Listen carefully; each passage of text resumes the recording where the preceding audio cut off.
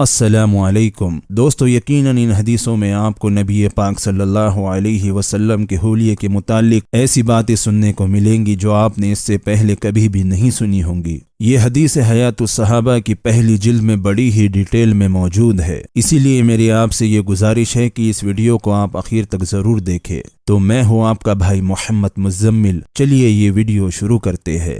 بسم اللہ الرحمن الرحیم۔ حضرت حسن بن علی رضی اللہ عنہ فرماتے ہیں کہ میں نے اپنے ماموں ہند بن ابی حالہ سے حضور اکرم صلی اللہ علیہ وسلم کا حلیہ مبارک معلوم کیا۔ وہ حضور صلی اللہ علیہ وسلم کے مبارک حلیے کو بہت زیادہ اور کھول کر بیان کیا کرتے تھے، اور میرا دل چاہتا تھا کہ وہ ان اچھی خوبیوں کو میرے سامنے بھی ذکر کرے تاکہ میں ان اچھی خوبیوں کو ذہن میں بٹھا کر اپنے اندر پیدا کرنے کی کوشش کروں۔ حضرت حسن رضی اللہ عنہ کی عمر حضور صلی اللہ علیہ وسلم کی وفات کے وقت 7 سال کی تھی، اسی لیے کم سینی کی وجہ سے آپ کی اچھی خوبیوں کو غور سے دیکھنے اور انہیں ذہن میں بٹھا لینے کا ان کو موقع ہی نہیں ملا تھا۔ ماموں جان نے حضور صلی اللہ علیہ وسلم کے حلیہ شریف کے بارے میں یہ فرمایا کہ آپ خود اپنی ذات و صفات کے اعتبار سے بھی شاندار تھے اور دوسروں کی نظروں میں بھی بڑے رتبے والے تھے۔ آپ کا مبارک چہرہ 14ویں رات کے چاند کی طرح چمکتا تھا۔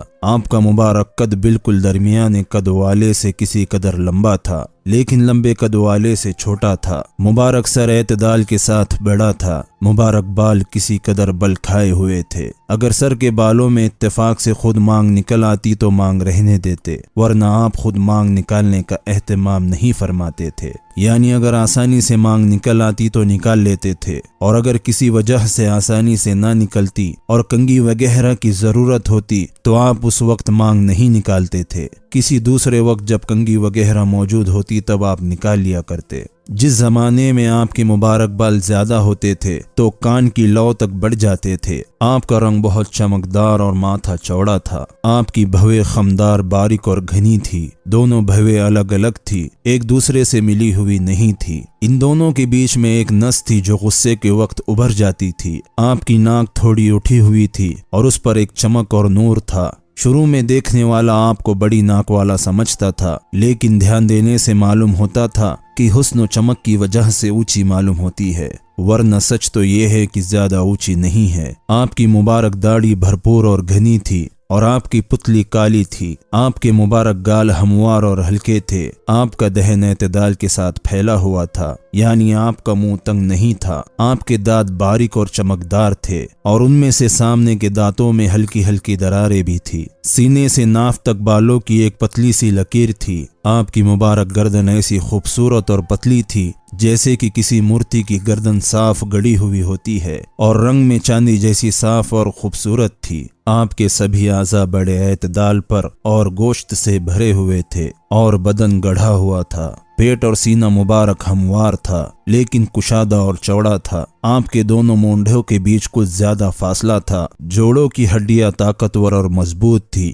جو طاقت کی دلیل ہوتی ہے۔ آپ کے جسم کا وہ حصہ بھی جو کپڑوں سے باہر رہتا تھا وہ روشن اور چمکدار ہوتا تھا۔ آپ کے سینے اور ناف کے درمیان ایک لکیر کی طرح سے بالوں کی باریک دھاری تھی۔ اس لکیر کے علاوہ دونوں چھاتیاں اور پیٹ بالوں سے خالی تھے، البتہ دونوں بازو اور کندھوں اور سینوں کے اوپری حصے پر بال تھے۔ آپ کی کلائیاں لمبی تھی اور ہتھیلیاں چوڑی تھی۔ آپ کی ہڈیاں اعتدال پر اور سیدھی تھی۔ ہتھیلیاں اور دونوں قدم نرم اور گوشت سے بھرے ہوئے تھے۔ ہاتھ پاؤں کی انگلیاں ایک تناسب کے ساتھ لمبی تھی۔ آپ کے تلوے کچھ گہرے تھے اور آپ کے قدم ہموار تھے کہ پانی ان کے صاف ستھرے اور چکنے ہونے کی وجہ سے ان پر ٹھہرتا نہیں تھا، ترنت ڈھل جاتا تھا۔ جب آپ چلتے تو طاقت کے ساتھ قدم اٹھاتے اور آگے کو جھک کر تشریف لے جاتے۔ آپ کا قدم زمین پر دھیرے سے پڑتا تھا، زوروں سے نہیں۔ آپ تیز رفتار تھے اور ذرا بڑے بڑے قدم رکھتے تھے، چھوٹے قدم نہیں رکھا کرتے۔ جب آپ چلتے تو ایسا لگتا گویا ڈھلان سے اتر رہے ہیں۔ جب آپ کسی کی طرف توجہ فرماتے تو پورے بدن سے پھر کر توجہ فرماتے۔ آپ کی نظر نیچی رہتی تھی اور آپ کی نظر آسمان کے مقابلے میں زمین کی طرف زیادہ رہتی تھی، اور آپ کی عادت عام طور سے آنکھ کے کونے سے دیکھنے کی تھی۔ زیادہ شرم و حیا کی وجہ سے پوری آنکھ بھر کر نہیں دیکھتے تھے۔ چلنے میں صحابہ کو اپنے آگے کر دیتے تھے اور خود پیچھے رہا کرتے تھے، اور آپ جس سے ملتے تو سلام میں خود شروعات فرماتے تھے۔ حضرت حسن رضی اللہ عنہ فرماتے ہیں کہ میں نے اپنے ماموں جان سے کہا کہ حضور صلی اللہ علیہ وسلم کی بات چیت کے بارے میں بھی بتائے، تو انہوں نے فرمایا کہ آپ امت کے بارے میں برابر غمگین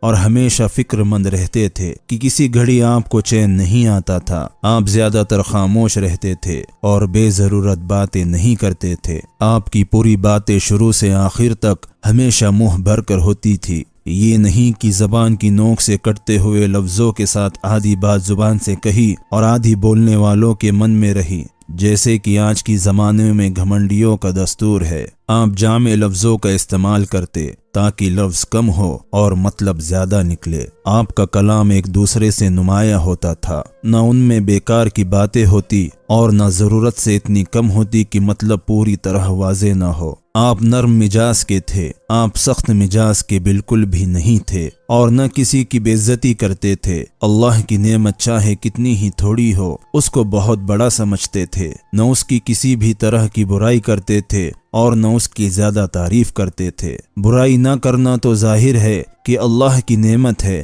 زیادہ تعریف نہ کرنا اسی لیے تھا کہ اس سے لالچ کا پتہ چلتا ہے۔ جب کوئی حق کے آڑے آ جاتا تو پھر کوئی بھی آپ کے غصے کی تاب نہیں لا سکتا تھا، اور آپ کا غصہ اس وقت ٹھنڈا ہوتا جب آپ اس کا بدلہ لے لیتے۔ اور ایک روایت میں یہ مضمون بھی ہے کہ دنیا اور دنیاوی معاملوں کی وجہ سے آپ کو کبھی غصہ نہیں آتا تھا، چونکہ آپ کو ان کی پرواہ بھی نہیں ہوتی تھی، اسی لیے دنیا کے نقصان پر آپ کو غصہ کبھی نہیں آیا۔ البتہ اگر کسی دینی معاملے میں اور حق بات میں کوئی آڑے آتا تو اس وقت آپ کے غصے کی کوئی آدمی تاب نہیں لا سکتا تھا اور کوئی اس کو روک بھی نہیں سکتا تھا، یہاں تک کہ آپ اس کا بدلہ لے لے۔ جب کسی کی اور اشارہ فرماتے تو پورے ہاتھ سے اشارہ فرماتے کہ انگلیوں کے اشارے اخلاق کے خلاف ہے، یا آپ نے انگلی سے اشارے کو توحید کے ساتھ اشارہ کرنے کے ساتھ خاص کر رکھا تھا۔ جب کسی بات پر تعجب فرماتے تو ہاتھ کو پلٹ لیتے تھے، اور جب بات کرتے تو کبھی باتیں کرتے کرتے ہاتھوں کو بھی حرکت فرماتے تھے، اور کبھی داہنی ہتھیلی کو اپنے بائیں انگوٹھے پر مارتے تھے، اور جب کسی پر ناراض ہوتے تو اس کی طرف سے منہ پھیر لیتے اور بے توجہ ہی فرماتے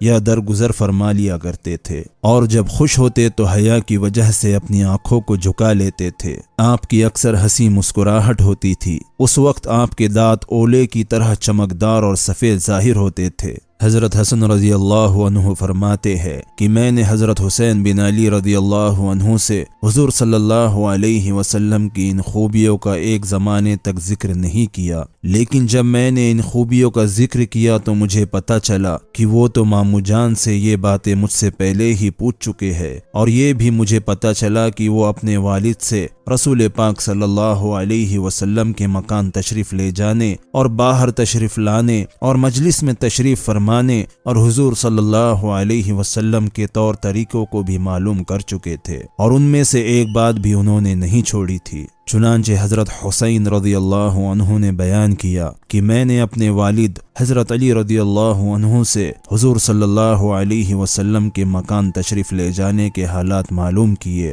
تو انہوں نے فرمایا کہ حضور صلی اللہ علیہ وسلم کو مکان جانے کی اللہ کی طرف سے اجازت تھی، اور آپ مکان میں تشریف رکھنے کے وقت کو 3 حصوں میں بانٹ دیتے تھے۔ ایک حصہ اللہ کی عبادت میں خرچ فرماتے، یعنی نماز وغیرہ پڑھتے تھے، اور آپ دوسرا حصہ گھر والوں کے حق ادا کرنے میں خرچ فرماتے تھے، جیسے کہ ان سے ہنسنا، بولنا، بات کرنا اور ان کے حقوق معلوم کرنا، اور تیسرا حصہ خاص آپ کی ضرورت، راحت و آرام کے لیے رکھتے تھے۔ پھر اس اپنے والے حصے کو بھی 2 حصوں پر اپنے اور لوگوں کے بیچ بانٹ دیتے۔ اس طرح کی خاص صحابہ اس وقت میں حاضر ہوتے، انہی خاص لوگوں کے ذریعے سے آپ کی بات عام لوگوں تک پہنچتی۔ آپ ان لوگوں سے کسی بھی چیز کو نہیں چھپاتے تھے، یعنی نہ دین کے معاملے میں نہ دنیا کے منافع میں، غرض ہر قسم کا نفع بے جھجک پہنچاتے تھے۔ اور امت کے اس حصے میں آپ کا یہ طریقہ تھا کہ کہ ان آنے والوں میں علم و فضل والوں کو حاضری کی اجازت میں ترجیح دیتے تھے۔ اس وقت کو ان کی دینی فضیلت کے لحاظ سے ان پر بانٹ دیتے تھے۔ کوئی ایک ضرورت لے کر آپ کے پاس حاضر ہوتا اور کوئی بہت ساری ضرورتیں لے کر آپ کے پاس حاضر ہوتا۔ آپ ان کی ضرورتیں پوری کرنے میں لگ جاتے اور ان کو ایسے کاموں میں لگا دیتے جو خود ان کے اور تمام امت کے سدھار کے لیے فائدہ مند اور کارآمد ہو۔ آپ ان آنے والوں سے عام مسلمانوں کے دینی حالات پوچھتے اور جو ان کے مناسب بات ہوتی وہ ان کو بتا دیتے اور ان کو یہ فرما دیتے کہ جو لوگ یہاں موجود ہے وہ ان فائدہ مند اور ضروری باتوں کو غائبین تک پہنچا دے۔ اور یہ بات بھی آپ ارشاد فرماتے تھے کہ جو لوگ کسی بھی عذر، دوری یا شرم یا رعب کی وجہ سے مجھ سے اپنی ضرورتیں نہیں ظاہر کر سکتے، تم لوگ ان کی ضرورتیں مجھ تک پہنچا دیا کرو۔ اسی لیے کہ جو آدمی بادشاہ تک کسی ایسے آدمی کی ضرورت پہنچائے جو خود نہیں پہنچا سکتا تو اللہ قیامت کے دن اس آدمی کے قدموں کو جمائے رکھیں گے۔ حضور صلی اللہ علیہ وسلم کی مجلس میں ضروری اور فائدہ مند باتوں کا ذکر ہوتا تھا اور ایسے ہی معاملوں کو حضور صلی اللہ علیہ وسلم خاموشی کے ساتھ سنتے تھے۔ اس کے علاوہ آپ لائنی اور بیکار کی باتیں سننا گوارا نہیں کرتے تھے۔ صحابہ حضور کی خدمت میں دینی معاملوں کے طلبگار بن کر حاضر ہوتے تھے اور کچھ نہ کچھ چکھ کر ہی واپس جاتے۔ چکھنے سے مراد دینی باتوں کا حاصل کرنا بھی ہو سکتا ہے اور کسی چیز کا کھانا بھی مراد ہو سکتا ہے۔ صحابہ حضور صلی اللہ علیہ وسلم کی مجلس سے ہدایت اور خیر کے لیے مشال اور رہنما بن کر نکلتے تھے۔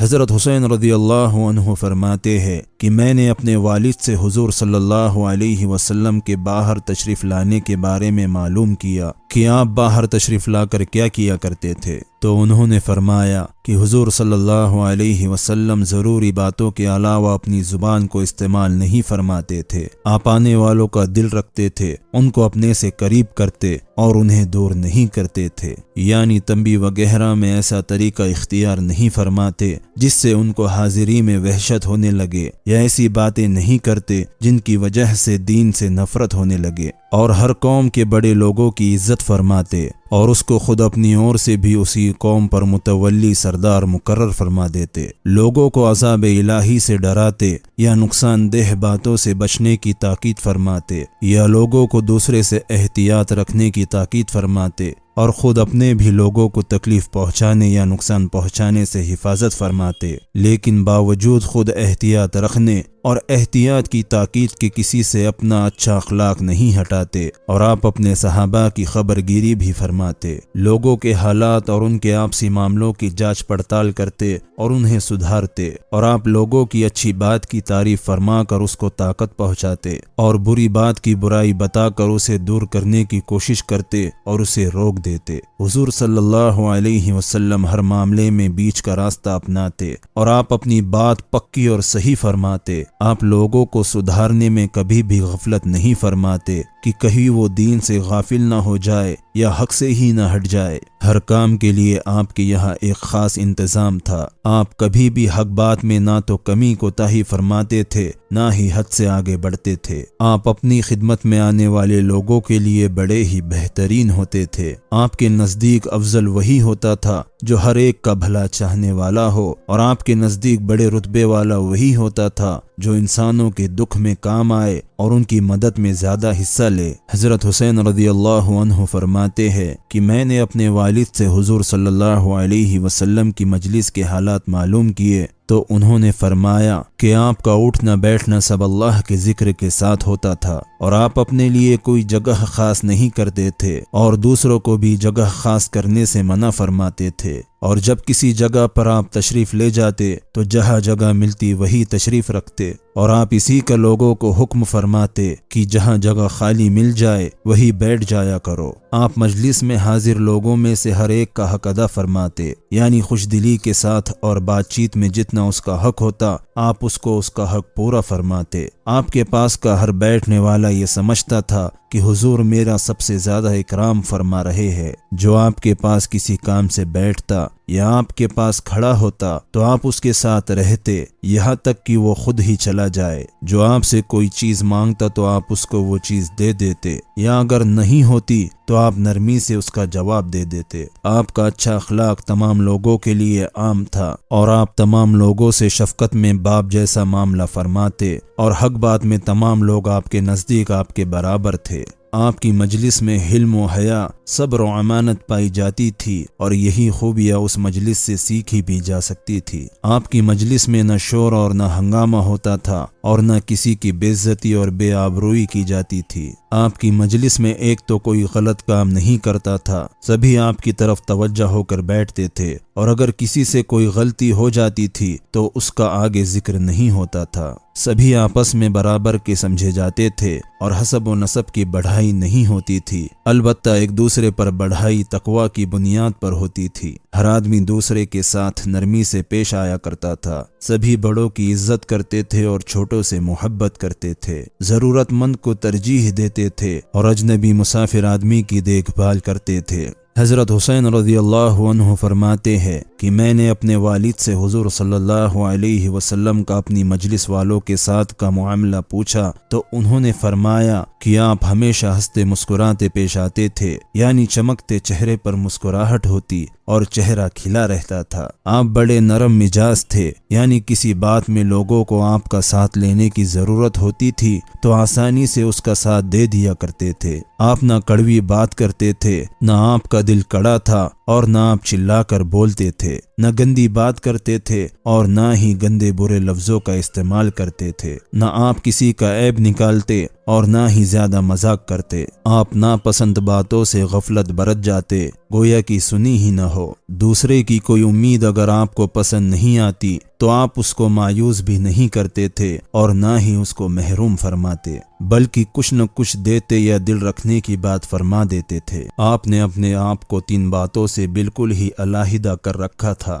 جھگڑے سے، زیادہ باتیں کرنے سے اور بیکار اور بے مطلب کی باتوں سے۔ اور آپ نے 3 باتوں سے لوگوں کو بچا کر رکھا تھا۔ لوگ نہ تو کسی کی غیبت کرتے، نہ کسی کو شرم دلاتے اور نہ کسی کے عیب نکالتے تھے۔ آپ صرف وہی باتیں کرتے تھے جو اجر و ثواب کی وجہ بنے۔ جب آپ باتیں کرتے تو مجلس میں حاضر لوگ اس طرح گردن جھکا کر بیٹھتے جیسے ان کے سروں پر پرندے بیٹھے ہو، کہ ذرا بھی حرکت ان میں نہ ہوتی تھی کہ پرندہ ذرا سی حرکت سے اڑ جاتا ہے۔ جب آپ چپ ہو جاتے تب وہ لوگ کلام کرتے، یعنی حضور صلی اللہ علیہ وسلم کی باتوں کے درمیان میں کوئی آدمی نہیں بولتا تھا، جو کہنا ہوتا حضور کے چپ ہونے کے بعد ہی کہتا تھا۔ لوگ آپ کے سامنے کسی بات میں جھگڑتے بھی نہیں تھے، جس بات پر سبھی لوگ ہنستے آپ بھی اسی بات پر مسکراتے، اور جس سے سب لوگ تعجب کرتے تو آپ بھی ان کے تعجب میں شریک رہتے۔ یہ نہیں کہ سب سے الگ چپ چاپ بیٹھے رہے،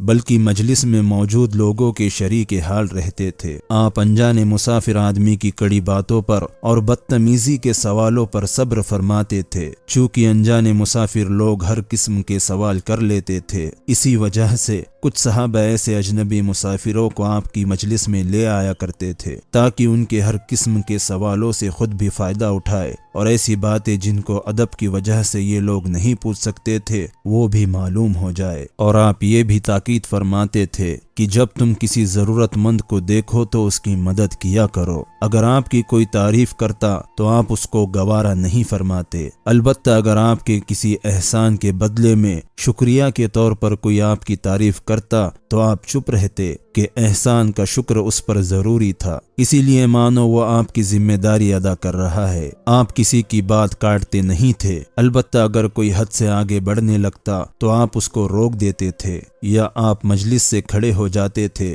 تاکہ وہ خود رک جائے۔ حضرت حسین رضی اللہ عنہ فرماتے ہیں کہ میں نے اپنے والد سے حضور صلی اللہ علیہ وسلم کی خاموشی کی کیفیت کے بارے میں پوچھا تو انہوں نے فرمایا کہ آپ 4 موقعوں پر خاموشی اپناتے تھے: ایک برداشت کرتے وقت، دوسرا جب آپ بیدار مغز ہوتے، تیسرا جب آپ کوئی اندازہ لگاتے اور چوتھا جب آپ کوئی چیز کے بارے میں سوچتے تھے۔ آپ ہمیشہ 2 باتوں کا اندازہ لگایا کرتے تھے کہ کس طرح تمام لوگوں کے ساتھ دیکھنے میں اور بات سننے میں برابری کا معاملہ ہو، اور آپ آپ باقی رہنے والی آخرت اور فنا ہونے والی دنیا کے بارے میں اکثر سوچتے رہتے تھے۔ اللہ نے آپ کو حلم اور صبر دونوں ہی خوبیاں دی تھی، چنانچہ آپ کو کسی چیز کی وجہ سے اتنا غصہ نہیں آتا تھا کہ آپ آپے سے ہی باہر ہو جائے۔ اللہ نے آپ کو 4 چیزوں کے بارے میں بیدار مغزی عطا فرمائی تھی، ایک بھلی بات کو اپنانے کے بارے میں، اور دوسرا ان باتوں کا اہتمام کرنے میں جن سے امت کا دنیا و آخرت میں فائدہ ہو۔ اس روایت میں 4 چیزوں میں سے صرف 2 کا ذکر ہے، اور کنز العمال کی روایت کے آخر میں یہ مضمون بھی ہے۔ اللہ نے آپ کو 4 چیزوں کے بارے میں بیدار مغزی عطا فرمائی تھی، ایک نیک بات کو اپنانے میں تاکہ اس نیک بات میں لوگ آپ کی پیروی کرے، دوسرا بری باتوں کے چھوڑنے میں تاکہ لوگ بھی اس سے رک جائے، تیسرا اپنی امت کی بھلائی چاہنے والے کاموں کے بارے میں خوب سوچنے کے بارے میں، چوتھا امت کے لیے ان باتوں کا اہتمام کرنے میں جس سے ان کی دنیا اور آخرت کا فائدہ ہو۔ تو دوستو، یہ تھی ہمارے پیارے نبی صلی اللہ علیہ وسلم کی خوبیوں کے بارے میں حدیثیں۔ یہ حدیثیں آپ کو کیسی لگی یہ کمنٹ سیکشن میں مجھے ضرور بتائے۔ میں امید کرتا ہوں کہ یہ ویڈیو آپ کو پسند آئی ہو۔ اگر آپ کو یہ ویڈیو پسند آئی ہو تو اس ویڈیو کو ایک لائک کر کے میری حوصلہ افزائی ضرور کرے، اور صدقہ جاریہ کی نیت سے اس ویڈیو کو سبھی مسلمان بھائیوں بہنوں کے ساتھ شیئر ضرور کر دے۔ آج اس ویڈیو میں بس اتنا ہی، انشاءاللہ اگلے ویڈیو میں آپ سے پھر ملاقات ہوگی۔ السلام علیکم۔